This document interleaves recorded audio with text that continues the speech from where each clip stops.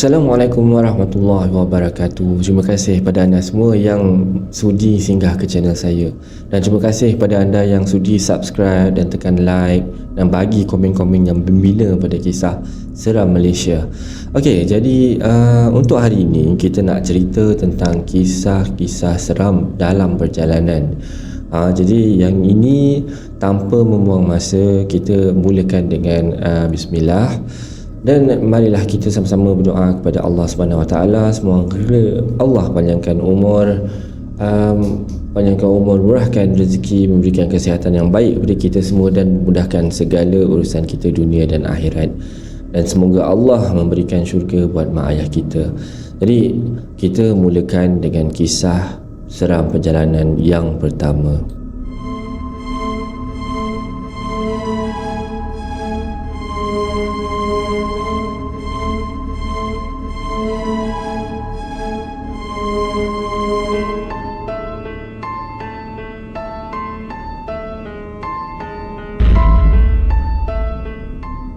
Semalam aku keluar hantar barang sebagai seorang delivery food rider lah tu di area Kelang. Tempat tak perlulah saya mention just beritahu Kelang je.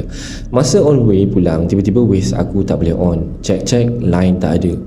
Lalu aku pun nekat, jalan je lah. Dah pun larut malam ni, nak tunggu apa lagi. Aku pun gerak sambil cari-cari jalan. Almaklumlah tak biasa kerja delivery. Ini first time buat kerja delivery ni, sebab ni waktu PKP kan. Ingat-ingat lupa, Waze pun masih lagi tak berfungsi. Maksudnya tadi daripada awal Waze dia tidak berfungsi lah. Jadi lalu aku pun redah masuk dalam lorong ni. Macam salah, tapi terus je lah. Jalan ni lurus, bukan kawasan perumahan. Kiri dan kanan tiada orang lalu lalang. Keadaan jalan tu agak gelap. Harap lampu motor aku dan pancaran sinar bulan yang suram-suram saja cahayanya. Dan dalam perjalanan tu ada selekor. Tiba-tiba bulu tengkukku meremang naik. Aduh, tak ada jalan lagi, nak ditempah lagi. Jadi tawakal je lah, redah kata dalam hati aku.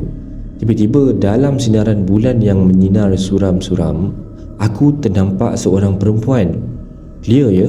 Aku ni rabun dekat, bukan rabun jauh. Rabun pun rabun membaca je. So clear lah pandangan di hadapan. Rambutnya panjang dan berbaju putih, sedang berjalan. Dah tentu bukan orang. Dalam gelap dan dalam pantulan cahaya bulan yang suram-suram, kiri dan kanan gelap, tak nampak apa-apa, cuma bermodalkan lampu motor aku. Aku pun jalan terus, berlakon buat-buat tak perasan. Tak pecut, jalan biasa je. Tengok jam kat tangan, dah pukul 12 dah ni. Dalam setiang aku jalan, tiba-tiba bau wangi menusuk ke hidung aku. Bau wangi itu seolah-olah menyuruh aku toleh ke belakang. Teringat cerita jangan pandang belakang.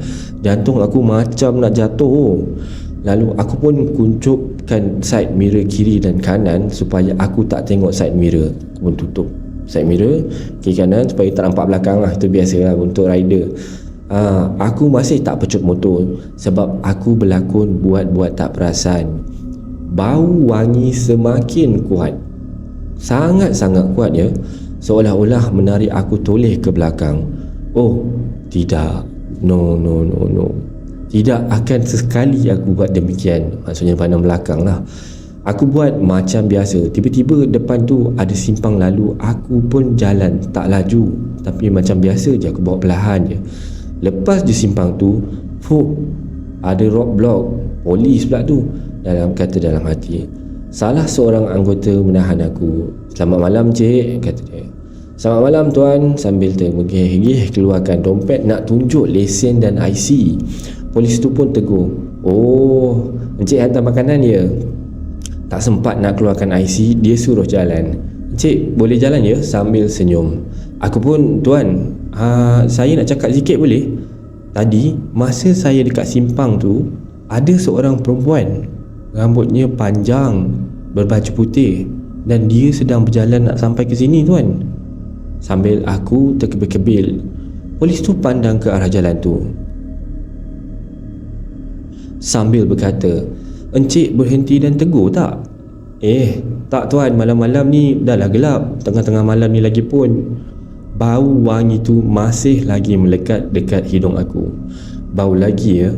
Tiba-tiba tuan tadi cakap dengan nada yang perlahan, Pontianak kot. Tercicir jantung aku. Nasib tak terkucil. Tiba-tiba saudara-saudari sekalian, anggota yang lain menyapa, "Oi, wanginya." Tuan tadi terkesut, lalu menyapa rakannya, "Oi, jangan tegur tengah malam ni." Baik cik, baik cik. Okey, encik boleh jalan ya? Tuan, sebenarnya saya ni tersesat. Waze saya tak boleh on. Line tak clear lah kot kat belakang ni. Saya nak balik Shah Alam ni. Oh, patutlah. Biasa runner tak ikut jalan ni. Lagipun jalan tu keras.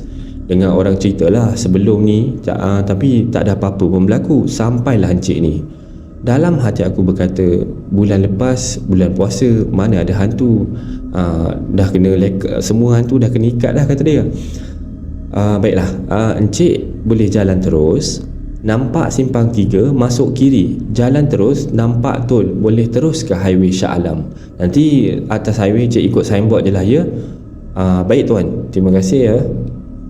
Assalamualaikum warahmatullahi wabarakatuh. Waalaikumsalam. Sambil tuan tu pun buka handphonenya dan pasang surah. Tuan tu pun dah takut dah tu sebab dah goyang kan, dengar aku cerita lah.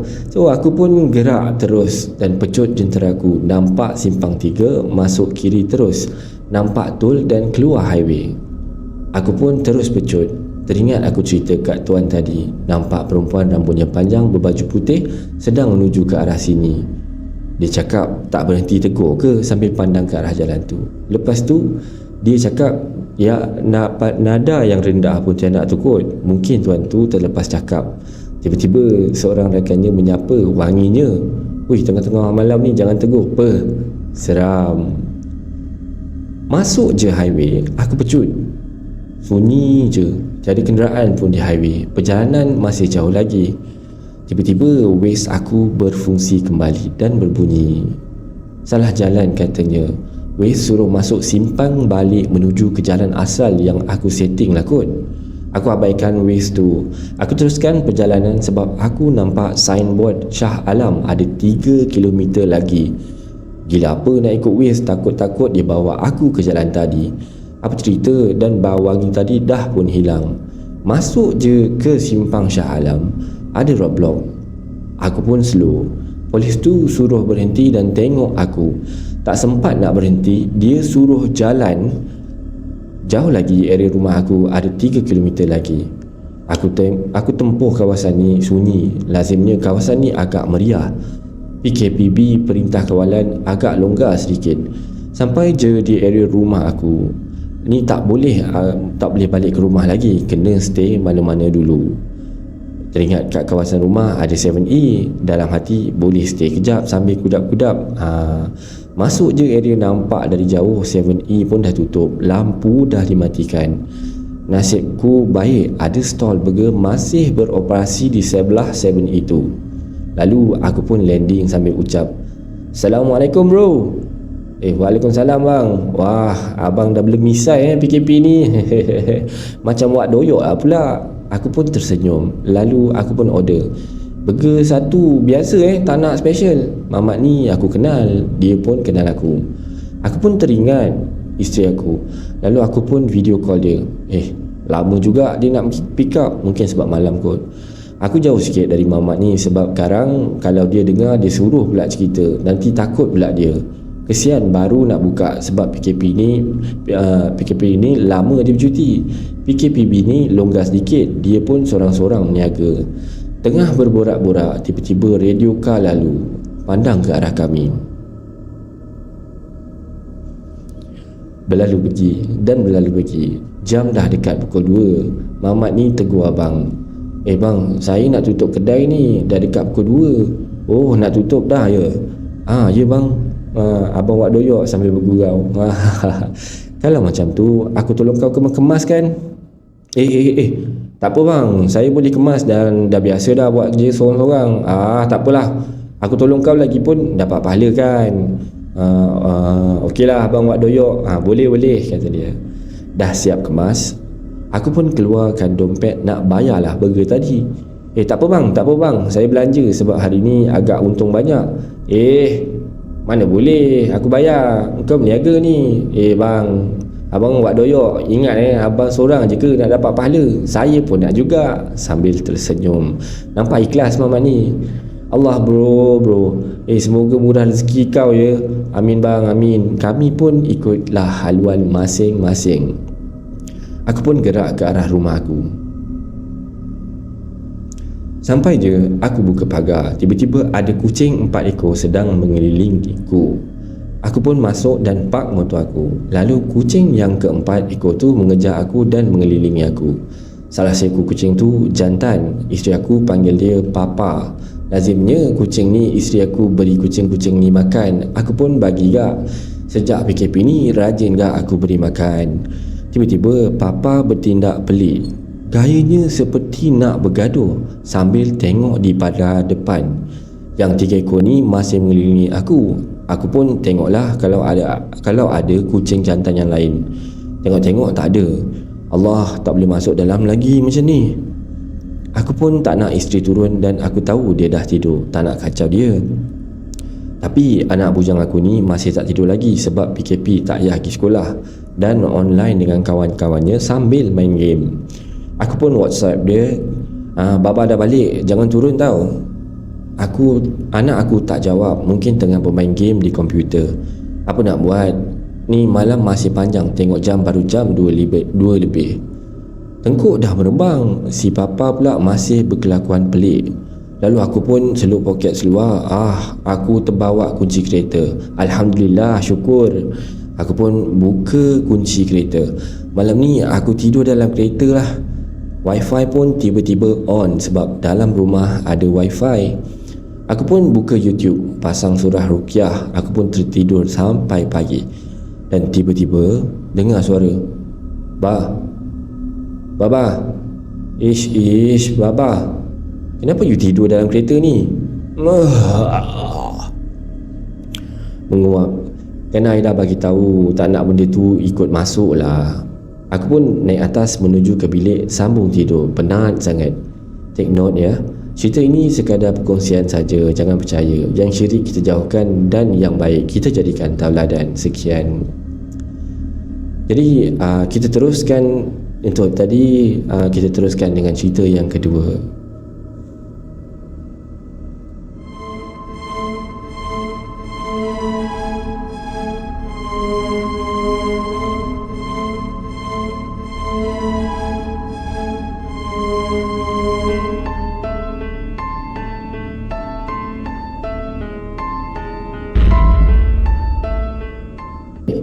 Untuk cerita yang kedua, okey, kita mulakan. Nama aku Zal. Itu adalah nama samaran ya. Dan berumur 28 tahun dan berasal dari Sabah. Sebenarnya dalam aku hidup sehingga sekarang ni, alhamdulillah, banyak juga kisah seram yang pernah aku lalui. Tapi biarlah aku ceritakan kisah seram aku sewaktu dalam perjalanan pulang ke rumah dan gangguan dekat rumah. Dulu, aku bekerja dekat area daerah aku sahaja dan tak pernah terfikir untuk berhijrah ke satu tempat. Sebab untuk mendapatkan kerja yang berdekatan memang agak sukar. Selama berbulan-bulan aku bekerja di penempatan sendiri. Akhirnya seorang kawan aku bernama Hakim, ini pun nama samaran, telah recommend aku untuk bekerja di tempat kerja dia. Kerja yang santai dan mudah, ditambah pula dengan gaji yang tinggi. Rasanya bukan aku seorang saja yang tertarik, tapi bagi yang mendengar pasti akan tertarik dengan kerja yang kawan aku syorkan ni. Dan kawan aku ni bekerja di Kota Kinabalu, manakala aku masih lagi bekerja di sebuah daerah yang mana peluang pekerjaannya sangat-sangat terhad. Ramai juga penduduk di sini, antaranya rakan dan jiran yang bekerja di luar kawasan. Ada yang ke bandar seperti Kota Kinabalu dan ke Semenanjung, dan ada juga yang sampai ke luar negara untuk mencari rezeki yang lebih. Tapi bagi aku, rezeki di negeri sendiri sudah memadai. Dan akhirnya aku setuju bekerja dekat sebuah hotel di Kota Kinabalu. Dan atas pujukan kawan, Lagi pula cukup senang bagi aku bila penempatan telah disediakan. Maksudnya ada hostel disediakan lah untuk kerja ni. Dan selama 2 bulan lebih aku bekerja dekat hotel tu. Rasanya belum pernah aku mengambil cuti. Sebab bagi aku cuti hujung minggu pada hari Ahad sudah cukup bagi aku merehatkan badan. Selama bekerja dekat hotel tu juga ada gangguan-gangguan yang menyeramkan. Tapi kali ini bukan kisah gangguan dekat hotel. Minggu tu aku bekerja tu, esoknya hari Sabtu, dan hari tu adalah hari cuti umum bagi pekerja. Jadi maksudnya last aku bekerja pada minggu tu pada hari Jumaat. Terdetik pula nak balik kampung pada hari tu, dan akhirnya aku memutuskan untuk balik kampung juga pada hari tu. Selesai saja kerja sampai petang tu, aku terus balik ke rumah untuk bersiap dan berkemas. Sempat aku menelefon kawan aku Hakim untuk bagi tahu dia bahawa hari tu aku nak balik kampung, dan Hakim sempat berpesan dengan aku bahawa berhati-hati sebab balik tu malam sikit. Bawa kereta tu jangan laju-laju. Aku iakan semua pesanan Hakim. Petang aku balik tu seperti biasa, suasana jalan raya agak sesak, dan untuk keluar dari kesesakan tu sudah mengambil masa dalam 1 jam. Aku singgah sebentar di sebuah restoran bagi mengurangkan kesesakan jalan raya. Tak sangka pula lama aku dekat restoran tu, jam sudah menunjukkan jam 8 malam. Jadi aku terus start enjin dan terus bergerak balik ke kampung. Perjalanan aku ke kampung mengambil masa dalam 3 jam. Dan dalam perjalanan pertama tu, alhamdulillah tiada lagi gangguan menyeramkan. Namun sampai di pertengahan jalan, iaitu di kawasan Ulu Kukut, bermulalah gangguan seram yang pertama. Dan sedang-sedap aku melayan lagu Ziana Zain ketika itu, tiba-tiba seakan ada satu suara yang mengikut rentak suara lagu tu. Tapi aku tidak mengambil serius, dan mungkin suara itu adalah suara latar dari lagu tersebut. Tapi hati aku kuat mengatakan bahawa memang ada satu suara yang mengikut di luar muzik. Aku terdiam seketika dan sempat aku beristighfar. Mungkin perasaan aku waktu itu, detik hati aku, tempat yang aku lalu ini memang kerap ada kemalangan dulu, dan ramai juga yang telah terkorban dalam kemalangan-kemalangan tersebut. Orang yang lalu kawasan Ulu Kukut ni pasti tahu kejadian seram dan kemalangan-kemalangan yang pernah terjadi sehingga meragut nyawa. Dan aku teruskan perjalanan, dan dalam perjalanan yang dah nak sampai ke Simpang 3 Kota Merudu, ada satu lagi kawasan bukit yang mana tempat tu kalau tak silap tempat pengambilan batu-batu. Seperti ada satu kilang besar dekat sana. Dalam perjalanan aku tu, sempat mata aku terlihat satu bayangan budak yang berlari-lari di tepi jalan. Aku rasa budak tu mungkin penduduk-penduduk dekat sana. Tapi buat apa pula dia nak jalan waktu malam tu? Dah lah gelap masa tu. Jam pula waktu tu mungkin dalam jam 10 malam atau mungkin lebih. Aku tak nak fikir panjang tentang budak tu, sebab aku rasa memang ada gangguan yang aku lalui malam tu. Seakan aku tengah diuji. Sampailah satu masa, waktu tu dalam perjalanan dekat Sikuati, sekali lagi aku sempat melihat seorang perempuan berdiri dekat jambatan atas laluan jalan kaki. Seorang perempuan berambut panjang, berbaju putih dan menghadap ke tempat lain. Wajah perempuan tu memang tidak kelihatan langsung. Masa tu hanya Allah saja yang tahu betapa seramnya aku rasakan. Hati aku masa tu terus tidak senang dan terus memikirkan makhluk itu. Seingat aku, laluan jalan kaki tu memang jarang digunakan dan tidak akan ada orang pun yang akan jalan kaki pada waktu malam. Ujian apakah yang akan aku lalui ini? Aku bermonolog sendirian.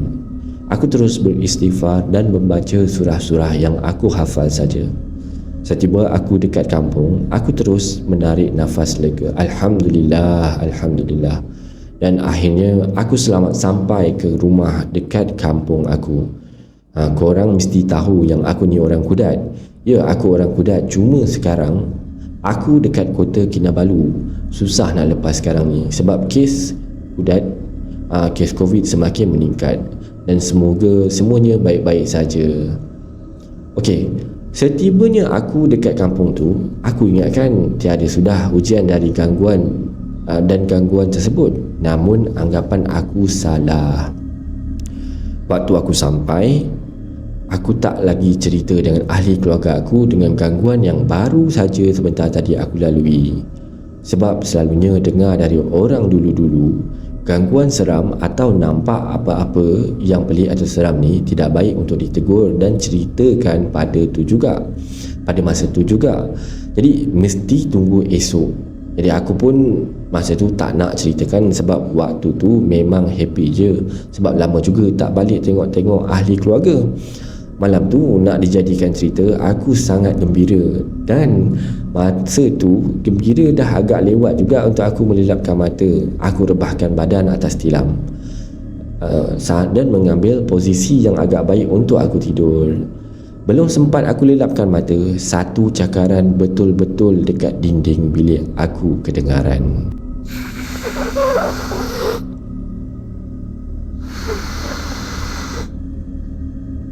Korang boleh bayangkan macam mana bunyi cakaran tersebut. Sekali lagi aku beristighfar. Gangguan apakah ini sampai dekat rumah pun masih nak mengganggu. Aku capai handphone dan pasang surah-surah yang ada dekat handphone dan terus lelapkan mata tanpa memikir panjang. Dan esoknya barulah aku ceritakan dekat ahli keluarga aku dengan semua gangguan-gangguan yang aku alami dalam perjalanan pulang ke kampung dan gangguan cakaran di luar bilik aku. Ayah aku terus tengok dekat luar rumah di bahagian dinding bilik aku. Betul, memang ada satu tanda cakaran kelihatan di dinding tersebut. Petang itu juga ayah aku memanggil ustaz untuk melihat jika memang ada gangguan dekat rumah tu dan jika masih ada lagi makhluk itu di situ. Bukan apa, takut juga kalau makhluk tu terus bersarang dekat rumah tu. Ustaz tu kata gangguan semalam dekat rumah tu adalah gangguan dari luar, dan mungkin gangguan tu adalah gangguan yang mengikuti aku dalam perjalanan pulang. Alhamdulillah, hari-hari seterusnya tiada lagi gangguan yang mengganggu. Rasanya cukup sampai di sini dulu cerita aku kali ini.